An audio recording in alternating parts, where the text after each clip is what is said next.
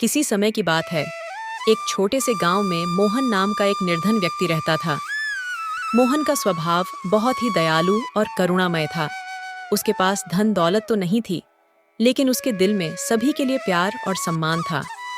वह हमेशा दूसरों की मदद करने के लिए तैयार रहता, चाहे उसे खुद कितनी भी कठिनाइयों का सामना क्यों न करना पड़े।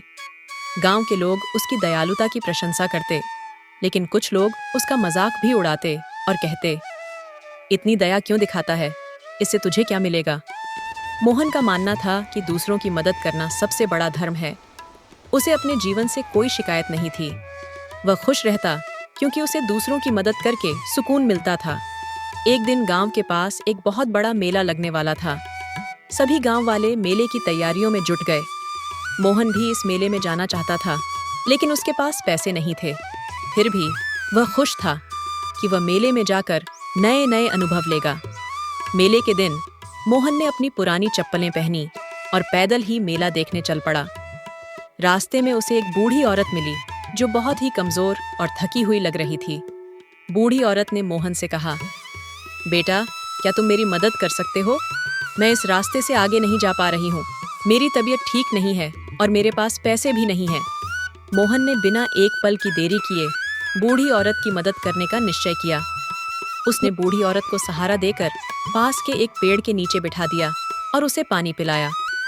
बूढ़ी औरत ने मोहन की ओर देखा और कहा, बेटा, तुम बहुत अच्छे हो। भगवान तुम्हारा भला करे। मोहन ने मुस्कुराते हुए कहा, माँ, आप चिंता मत कीजिए, मैं यहाँ हूँ। जब तक आप ठीक नहीं हो जाती, मैं आपके साथ रहूंगा। मोहन ने अपने मेले जाने की इच्छा छोड़ दी और बूढ़ी औरत की देखभाल में लग गया। कुछ घंटों बाद बूढ़ी औरत की तबीयत कुछ ठीक हो गई। उसने मोहन से कहा, बेटा, अब मैं बेहतर महसूस कर रही हूँ। तुम बहुत अच्छे इंसान हो। भगवान तुम्हें जरूर इसका फल देगा। बूढ़ी औरत ने मोहन को आशीर्वाद दिया और अपने रास्ते चली गई। मोहन को बहुत संतोष हुआ कि उसने किसी जरूरतमंद की मदद की। वह वापस अपने गांव लौट आया, लेकिन उसने कभी इस बात का अफसोस नहीं किया कि वह मेले में नहीं जा सका। उसके दिल में एक अजीब सी शांति थी जो उसने कभी महसूस नहीं की थी। कुछ दिनों बाद गांव में राजा की घोषणा हुई कि वह अपने राज्य के सबसे दयालु व्यक्ति को एक विशेष सम्मान और इनाम देना चाहता है। राजा ने आदेश दिया कि जो भी दयालुता की मिसाल पेश करेगा, उसे राजमहल बुलाया जाएगा और उसका सम्मान किया जाएगा। गांव के मुखिया ने राजा को मोहन की कहानी सुनाई और बताया कि कैसे उसने अपनी इच्छाओं का त्याग कर बूढ़ी औरत की मदद की। राजा ने मोहन को दरबार में बुलाने का आदेश दिया। जब मोहन राजा के दरबार में पहुंचा, तो राजा ने उसकी कहानी सुनकर कहा, मोहन, तुमने जो किया वह अद्वितीय है। तुम्हारी दया और करुणा इस राज्य के लोगों के लिए प्रेरणा है। मैं तुम्हें सम्मानित करना चाहता हूँ और तुम्हें इनाम देना चाहता हूँ।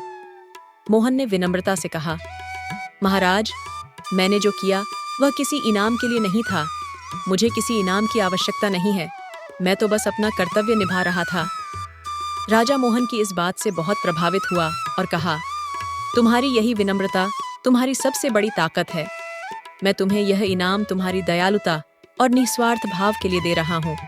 राजा ने मोहन को बहुत सारा धन और जमीन दी, लेकिन मोहन ने उसे गांव के जरूरतमंद लोगों में बांट दिया। वह अब भी वैसे ही सादा जीवन जीता रहा और दूसरों की मदद करने में लगा रहा। गांव में मोहन की यह कहानी मशहूर हो गई और लोग उससे सीखने लगे कि सच्ची दया और करुणा का कोई मूल्य नहीं होता, लेकिन उनका फल बहुत बड़ा होता है।